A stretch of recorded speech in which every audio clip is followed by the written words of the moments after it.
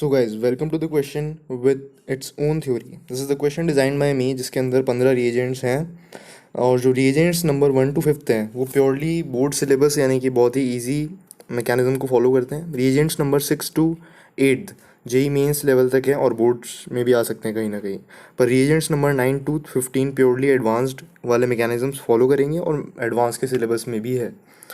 तो इस वीडियो को पूरा देखें जिनको एडवांस्ड का प्रिपरेशन करना है।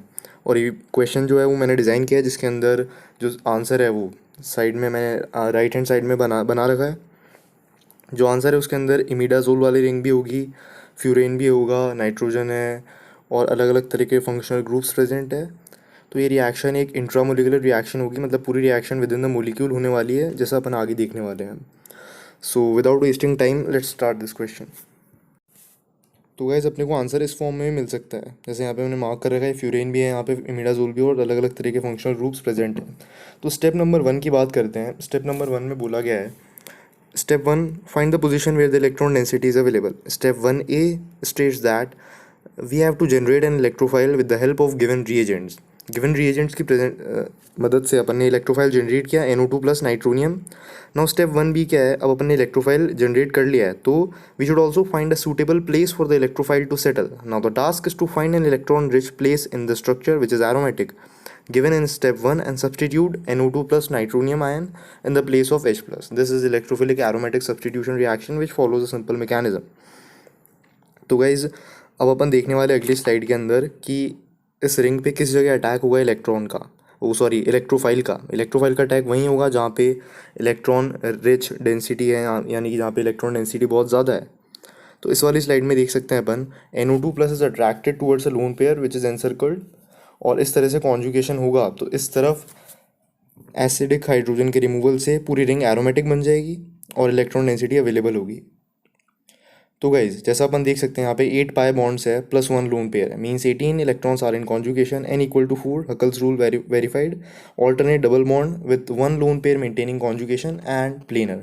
सो this becomes aromatic when the acidic hydrogen is removed. So substitution के पहले अपन देखेंगे कि जो NO2 ग्रुप है जो कनेक्ट होगा electrophile, this is a good electron withdrawing group, क्योंकि दोनों ऑक्सीजन पे नेगेटिव चार्ज आएगा और N plus which is more electronegative than oxygen वो इलेक्ट्रॉन डेंसिटी को विड्रॉ करेगा रिंग से और रिंग को डीएक्टिवेट करेगा towards the electrophilic aromatic substitution reaction by pulling the electron density. Electron density को पुल करेगा अपनी तरफ और जो पूरी रिंग है इसको इलेक्ट्रोफाइल इनकमिंग इलेक्ट्रोफाइल की तरफ डीएक्टिवेट करेगा, यानी यहाँ पे इलेक्ट्रॉन डेंसिटी की कमी आएगी और जो rate of reaction towards EAS होगी किसी भी इलेक्ट्रोफाइल की वो कम होती जाएगी, क्योंकि इलेक्ट्रॉन डेंसिटी अवेलेबल नहीं है इसलिए। तो गाइस स्टेप 1 अपन सॉल्व कर चुके हैं जिसमें NO2 कनेक्ट हो चुका है as you can see on this slide. Now let's talk about step number 2। Step number 2 में LiLH4 डालो या सोडियम बोरोहाइड्रेट डालो या आयरन प्लस HCl या जिंक प्लस HCl या SN प्लस HCl यानी कि टिन प्लस HCl, पांचों रिएजेंट्स एक ही काम करेंगे। This is called reduction of nitro group. CHO will remain unaffected because hydride का अटैक उस पर कोई फ़र्क नहीं पड़ेगा, उसको NO2 ग्रुप कन्वर्ट हो जाएगा NH2 में। तो देखते हैं NO2 ग्रुप NH2 ग्रुप में कैसे कन्वर्ट होता है। तो सबसे पहले गाइज इलेक्ट्रॉन का अटैक होगा N प्लस पे और ऑक्सीजन पे नेगेटिव चार्ज।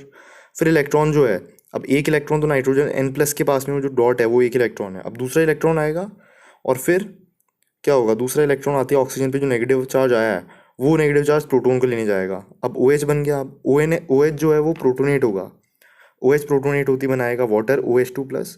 अब ऑक्सीजन का जो नेगेटिव चार्ज है वो वापस लौटेगा और वाटर बाहर निकलेगा। अब गाइस दो इलेक्ट्रॉन्स, एक इलेक्ट्रॉन क्लाउड में दो इलेक्ट्रॉन्स होते हैं, मतलब नेगेटिव चार्ज आता है अगर एक साथ दो इलेक्ट्रॉन्स अटैक करेंगे तो नाइट्रोजन पे एक साथ दो इलेक्ट्रॉन्स ने अटैक किया, मतलब एक इलेक्ट्रॉन क्लाउड अवेलेबल हो चुका है नाइट्रोजन पे, जिसकी वजह से ऑक्सीजन पे नेगेटिव चार्ज आएगा। अब ये जो इलेक्ट्रॉन क्लाउड है ये प्रोटॉन को लेने जाएगा, इलेक्ट्रॉन क्लाउड प्रोटॉन को लेने जाएगा तो NH और एक बॉन्ड नाइट्रोजन का किससे कनेक्टेड है OH से, वापस प्रोटोनेट होगा, एक साथ दो इलेक्ट्रॉन्स का अटैक होगा, नाइट्रोजन पे इलेक्ट्रॉन डेंसिटी अवेलेबल होगी और वाटर का रिमूवल होगा, और फिर जो नाइट्रोजन पे लोन पेयर आया है वो प्रोटॉन को लेने जाएगा और इस तरह से NO2 ग्रुप जो है वो NH2 ग्रुप में कन्वर्ट हो जाएगा। तो गाइस अब देखते हैं अपना नेक्स्ट स्टेप, जिसमें डाल रखे हैं अपन ने रिएजेंट्स NaNO2 प्लस HCl 0 से 5 डिग्री सेल्सियस में। दिस रिएक्शन अब जो होगी ये फॉर्मेशन होगा यहाँ पे डायज़ोनियम कैटायंस का, मतलब डायज़ोनियम सॉल्ट का फॉर्मेशन होगा। तो सबसे पहले एनायंस और कैटायंस में ब्रेक करेंगे तो H प्लस और NO2 माइनस बना। NO2 माइनस जो है वो H से कनेक्ट हो गया तो क्या बना HNO2। अब N और H के बीच का जो बॉन्ड है वो नाइट्रोजन पे आएगा और पॉजिटिव चार्ज रिमूव होगा। फिर वो जो H प्लस है वो O माइनस के पास जाके बना देगा OH। अब OH के पास जो लोन पेयर है यानी ऑक्सीजन के पास जो लोन पेयर है वो प्रोटॉन को लेने जाएगा तो फिर OH2 प्लस वाटर। अब ऑक्सीजन का जो लोन पेयर है, जो बड़े बड़े लोन पेयर हैं, वो आएगा नाइट्रोजन की तरफ और वाटर का रिमूवल हो जाएगा, एन जनरेट्स NO प्लस। अब NO प्लस का जनरेशन हो चुका है तो NH2 में जो नाइट्रोजन का लोन पेयर है वो जाएगा नाइट्रोजन पर अटैक करेगा और O प्लस रिमूव हो जाएगा, ऑक्सीजन का पॉजिटिव चार्ज रिमूव हो जाएगा क्योंकि उस पर नेगेटिव चार्ज है। वापस प्रोटॉन ट्रांसफ़र हुआ तो नाइट्रोजन का जो लोन पेयर है वो दूसरे नाइट्रोजन के पास आया, फिर OH प्लस क्या बन गया OH। फिर वापस प्रोटॉन ट्रांसफ़र हुआ तो OH2 प्लस रिमूव होते ही क्या बन गया N2 प्लस। तो ये बन चुका है 8 फॉर्माइल 7H बेंजो सी फ्लोरीन 6 डायजोनियम। ये नाम लिखा है ताकि पता चल जाए यहाँ पे डायजोनियम सॉल्ट का फॉर्मेशन हो चुका है। अब डायजोनियम सॉल्ट का जो फॉर्मेशन हुआ है, ये जो स्ट्रक्चर है ये एसिड रिएक्शंस की तरफ सेंसिटिव है। तो साइनाइड आयंस जो है वो यहाँ पे अटैक करेंगे और N2 प्लस का रिमूवल हो जाएगा और सिंपली ऐसे साइनाइड कनेक्ट हो जाएगा by the mechanism of substitution nucleophilic reactions. अब गाइस साइनाइड्स का हाइड्रोलाइसिस होगा तो बनेगा कार्बोक्सिलिक एसिड। कैसे? C ट्रिपल बॉन्ड N जो है उसमें कार्बन पे अटैक होगा वाटर का, और फिर वाटर का अटैक होती है नाइट्रोजन पे आएगा नेगेटिव चार्ज, फिर वो प्रोटोनेट होगा वाटर के OH2 प्लस वाले H प्लस से और वहाँ पे बन जाएगा डबल बॉन्ड NH। फिर C से कौन कनेक्टेड है OH और डबल बॉन्ड NH। अब ऑक्सीजन का लोन पेयर आएगा और NH पे एक और बार negative, further proton transfer followed by hydrolysis results in carboxylic acid. तो गाइस देखते हैं अपन अगला स्टेप, यहाँ से सारा गेम स्टार्ट होता है। ये है एसिड, एसिड अवेलेबल है तो ये प्रोटोनेट करेगा इस वाले ऑक्सीजन को, ऑक्सीजन पे आएगा पॉजिटिव चार्ज। अब गाइस ये जो अजाइड आयन है N3 माइनस, इसका ल्यूइस स्ट्रक्चर बना रखा है, ये लोन पेयर इस कार्बोनाइल पे अटैक करेगा, ऑक्सीजन पे नेगेटिव चार्ज आएगा। फिर ये जो नेगेटिव चार्ज आया ऑक्सीजन पे ये वापस आएगा और OH2 प्लस वाटर रिमूव हो जाएगा, यानी एक मोलिक्यूल वाटर का रिमूव हो चुका है। तो जो स्ट्रक्चर बनेगा वो बनेगा C single double bond O single bond N, फिर डबल बॉन्ड N पे plus and then double bond N पे माइनस। अब गाइस अगला जो स्टेप है वो बहुत इंपॉर्टेंट है, जिसमें होगा एक रीअरेंजमेंट, और ये जो नाइट्रोजन का नेगेटिव चार्ज है ये वापस आएगा, ये इलेक्ट्रॉन डेंसिटी इधर आएगी। Ag2 की प्रेजेंस में होता है रीअरेंजमेंट जिसका नाम है वोल्फ रीअरेंजमेंट, नाइट्रोजन पे नेगेटिव चार्ज या फिर लोन पेयर, और सिंगल बॉन्ड से कौन कनेक्टेड है N2 प्लस। अब गाइज ये स्टेप बहुत इंपॉर्टेंट है, ये इलेक्ट्रॉन डेंसिटी इधर आएगी, इस लोन पेयर को नीचे बना दो।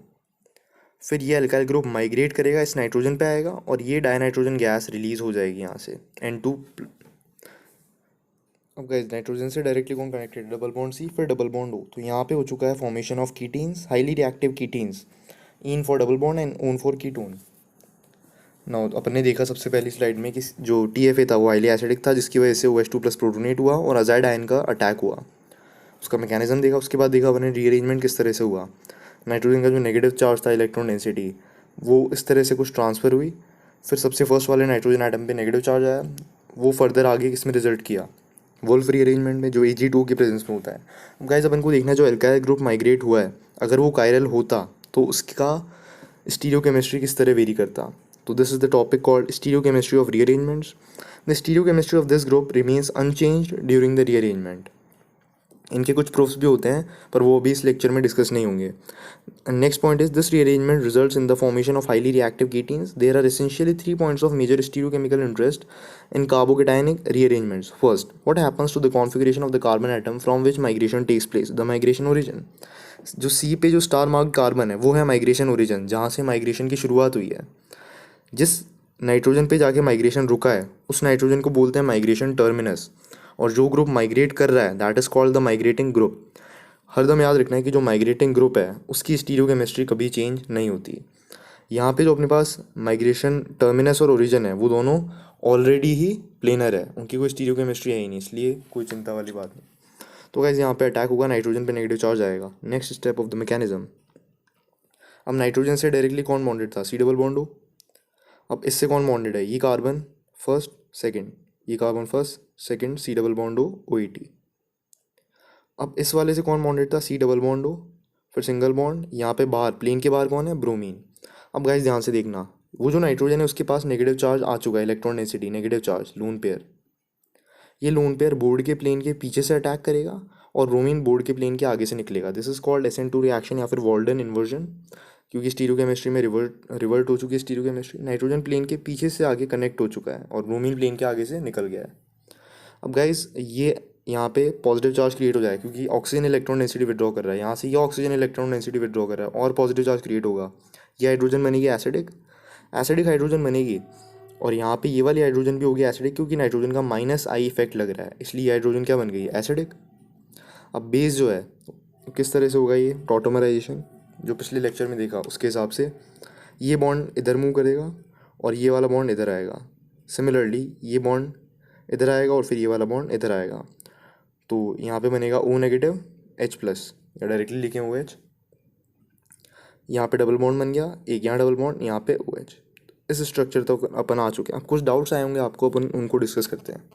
स्टेप 7 में अपन ने क्या देखा, कीटीन्स बना। कीटीन्स बनने के बाद हुआ क्या, जो NET3N था उसके पास लोन पेयर था, वो एसिडिक हाइड्रोजन को लेने गया। एसिडिक हाइड्रोजन की वजह से फिर H+ निकला तो कार्बन आयन का फॉर्मेशन हुआ, इनोलेट बना, इनोलेट में वापस टॉटोमराइजेशन हुआ तो कार्बन आयन का फॉर्मेशन हो गया। The CHO and the ketene both wants to withdraw electron density from the phenyl rings near them. They are successful in doing so and thereby making the star marked hydrogen more and more acidic as we go through the question. तो step में, तो इस question में एक step आएगा जब अपन उस star marked acidic hydrogen को भी निकाल लेंगे, जब बहुत ही स्ट्रॉन्ग बेस अपन ऐड कर चुके होंगे। अब मुझे लगता है आपको एक डाउट आया होगा, वो डाउट बहुत ही कॉमन और ऑब्वियस है जो कि अपन अगली स्लाइड में देखने वाले हैं कि ET3N जो है वो बेस तो है, बेस को क्या चाहिए होता है, प्रोटॉन, और न्यूक्लियोफाइल को क्या चाहिए होता है, इलेक्ट्रोफाइल। तो बेस को जो चाहिए वो क्या है, प्रोटॉन है। अब गाइस प्रोटॉन तो ये कहीं से भी ले सकता है, तो इसने यही वाला प्रोटॉन क्यों लिया, ये होना चाहिए doubt. So guys ET3N present है, LHS में कौन बनाया अपना स्ट्रक्चर, जो पेंटागनल एसिडिक हाइड्रोजन है। अगर ET3N उस एसिडिक हाइड्रोजन को लेगा तो इलेक्ट्रॉन डेंसिटी का शिफ्ट होकर 3 डिग्री कार्बन आयन का फॉर्मेशन होगा, और दूसरी तरफ अगर RHS वाली एसिडिक हाइड्रोजन को लेगा तो इनोलेट का फॉर्मेशन होगा और ऑक्सीजन पे नेगेटिव चार्ज आएगा। Now resonance theory states that negative charge should reside on a more electronegative atom and positive charge should reside on a less electronegative atom. After the acidic hydrogen is removed, then the pentagonal ring becomes aromatic. Therefore, the acidity increases. वो वाली hydrogen भी बहुत acidic है, पर इसने enolate वाली acidic hydrogen ही क्यों ली, क्योंकि ऑक्सीजन पे नेगेटिव चार्ज आया और फर्स्ट प्रायोरिटी जो है वो रेजोनेंस रूल को ही दी जाती है। And although ET3N is not too strong to extract the pentagonal acidic hydrogen. Now note guys, this is the very important point. Acidic hydrogen को निकालने के लिए जो पेंटागनल एसिडिक हाइड्रोजन है उसको अगर आप एक्सट्रैक्ट करना चाहते हो तो बहुत ही स्ट्रॉन्ग बेस डालना पड़ेगा। ET3N से काम नहीं होगा यहाँ पे, इसलिए ET3N ने इनोलेट वाली एसिडिक हाइड्रोजन ली और ऑक्सीजन मोर इलेक्ट्रोनेगेटिव पे नेगेटिव फॉर्मल चार्ज आया। तो I hope this is clear to you.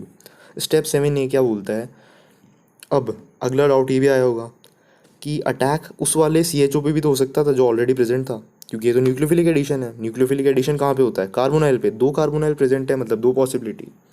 बात करते हैं पॉइंट नंबर 1 की। Ketenes are more reactive than aldehydes towards nucleophilic addition reaction, because ketenes में क्या होगा, जो कार्बन है उस पर 2 पॉजिटिव चार्ज बना रखे हैं मैंने, दैट मीन्स उस पर ज़्यादा पॉजिटिव चार्ज है, क्योंकि एक तरफ से ऑक्सीजन अब इलेक्ट्रॉन डेंसिटी विड्रॉ करके नेगेटिव चार्ज ले रहा है अपने ऊपर, दूसरी तरफ से नाइट्रोजन इलेक्ट्रॉन डेंसिटी विड्रॉ कर रहा है।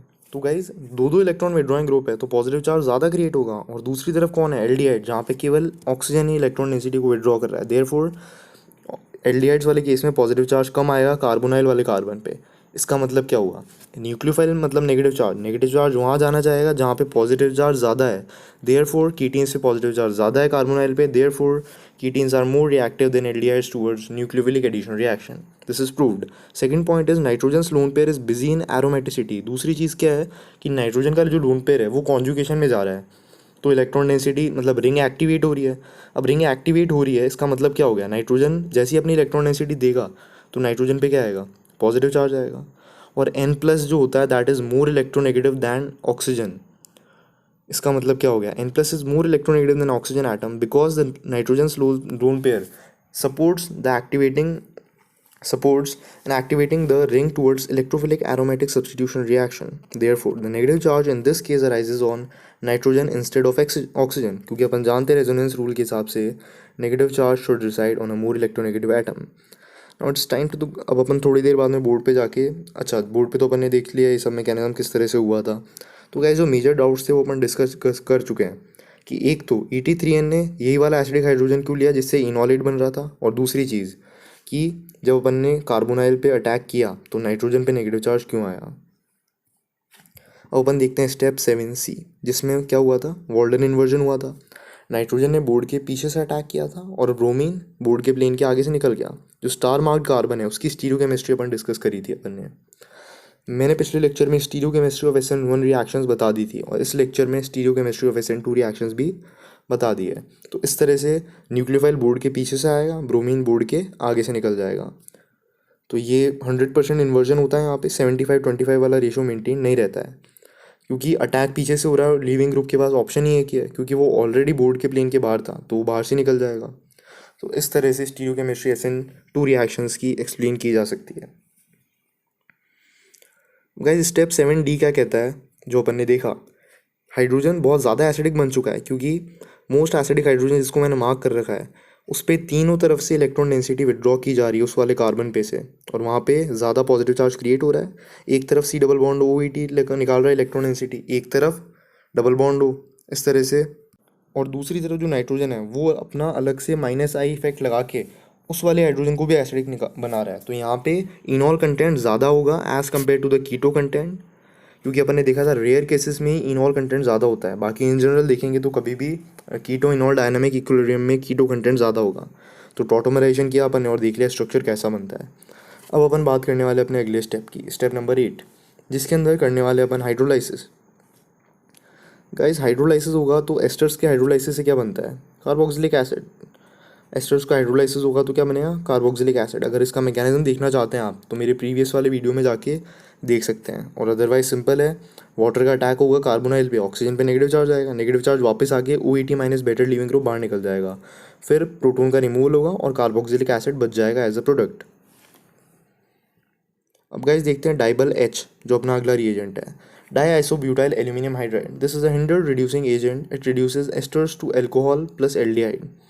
This organoaluminum compound was investigated originally as a co-catalyst for the polymerization of alkenes. तो गाइज एक एग्जांपल यहाँ पे मैंने दिया है जिसके अंदर नाइट्रोजन का जो लोन पेयर है वो ALH वाले हाइड्रोजन को ले जाएगा, सॉरी एल्यूमिनियम से कनेक्ट हो जाएगा और एल्यूमिनियम पे क्या आ जाएगा, negative charge.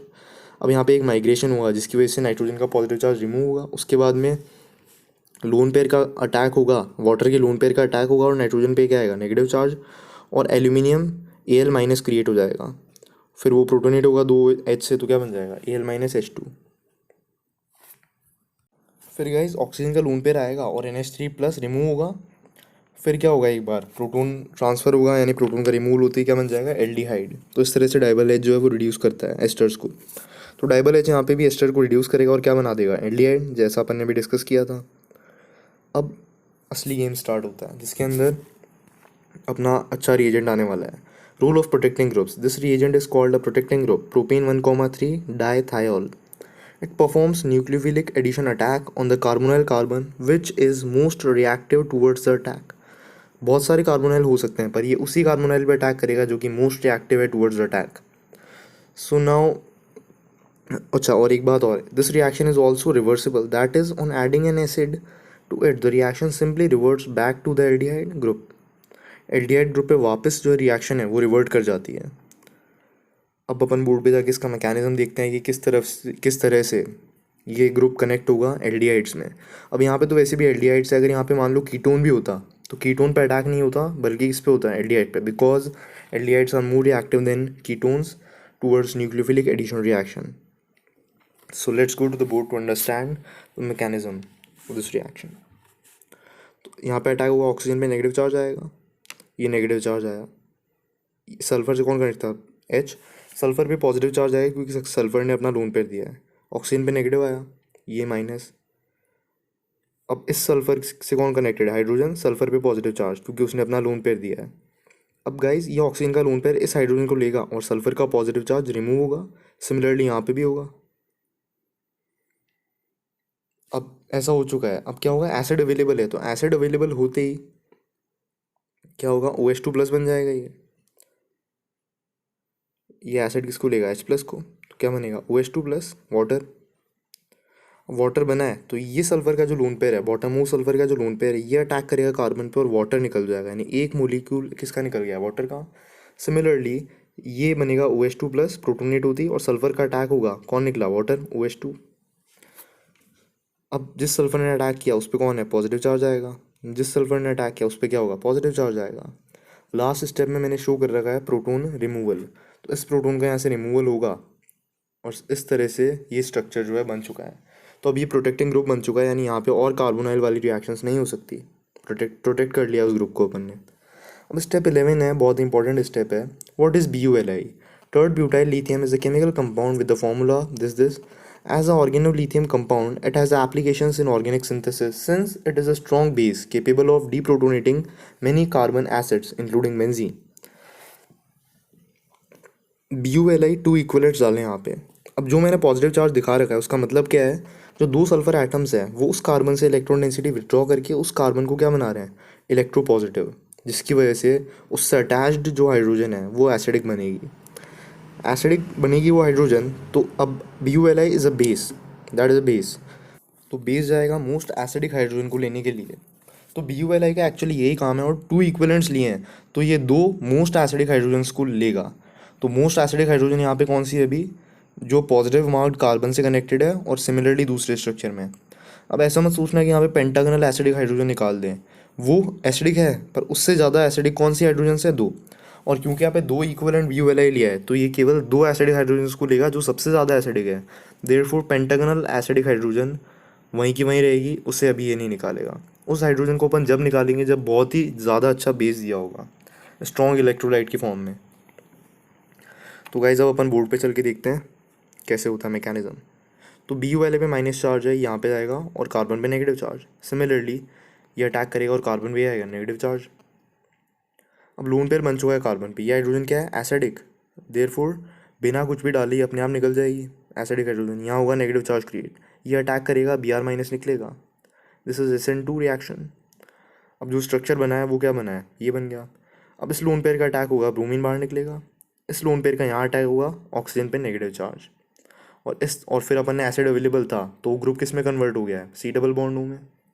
Group C double bond O में कन्वर्ट हो जाता है एसिड डालते, because the reaction is reversible, यहाँ अटैक होगा, ये नेगेटिव चार्ज आएगा, एसिडिक हाइड्रोजन निकल गई क्योंकि स्ट्रॉन्ग बेस डाला है, और इस तरह से एक 4 मेंबर रिंग का फॉर्मेशन होता है गाइज यहाँ पे। अब हीटिंग कर रखी है तो ये होगा dehydration of alcohols, OH2 plus बना, ये निकलेगा तो यहाँ पे एक पॉजिटिव चार्ज क्रिएट होना स्टार्ट हो जाएगा।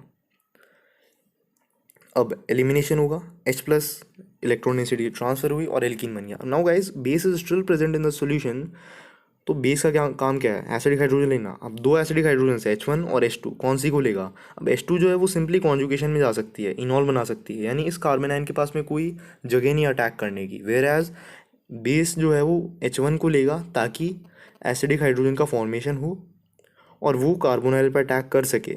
यह अपॉर्चुनिटी H2 के पास नहीं थी, जैसे कि यह अटैक करेगा इस कार्बोनाइल पे और ऑक्सीजन पे क्या आएगा, नेगेटिव चार्ज। अब इस तरह से स्ट्रक्चर बना है तो हीटिंग करते ही ये बॉन्ड इधर आएगा, ये बाहर निकलेगा, दिस इज एलिमिनेशन और सिंपली बीटा एलिमिनेशन।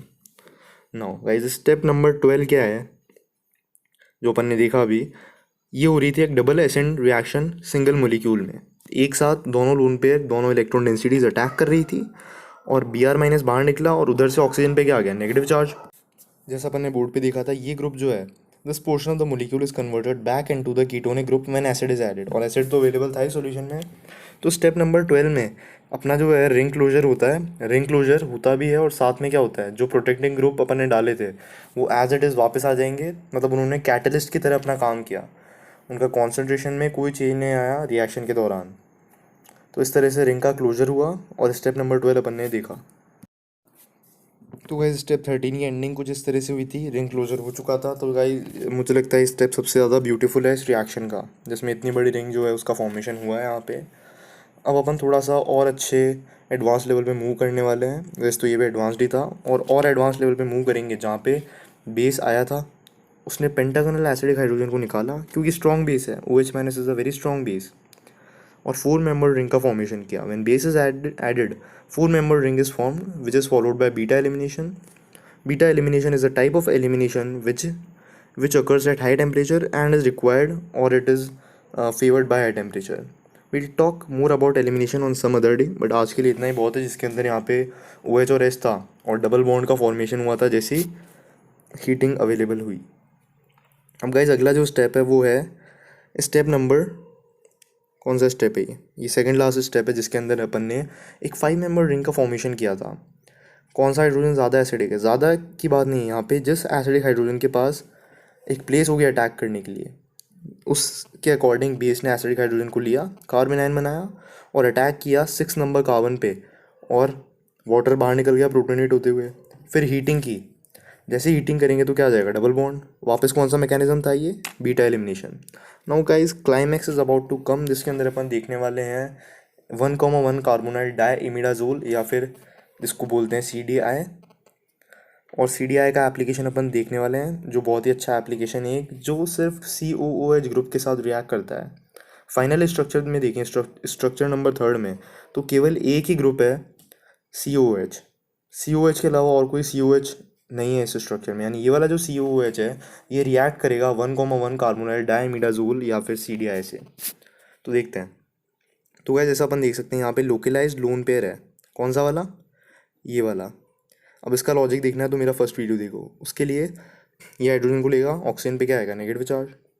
ये नेगेटिव चार्ज का जो मतलब लोन पेयर है ये अटैक करेगा इस कार्बन पे, ऑक्सीजन पे क्या आएगा, नेगेटिव। ये नेगेटिव वापस आया तो C और N के बीच वाला बॉन्ड है, ये बॉन्ड मूव करेगा इमिडाजोल के अंदर और NH प्लस क्या बन जाएगा, NH। फिर अपन ने देखा, देखेंगे ये लोन पेयर जो है यहाँ अटैक करेगा इस कार्बोनाइल पे, ऑक्सीजन पे नेगेटिव चार्ज। फिर ये नेगेटिव चार्ज यहाँ पे आएगा, ये बॉन्ड इधर मूव करेगा, फिर ये वाला जो बॉन्ड है ये यहाँ पे आएगा, और इस तरह से कार्बन डाइऑक्साइड गैस का रिमूवल हो चुका है।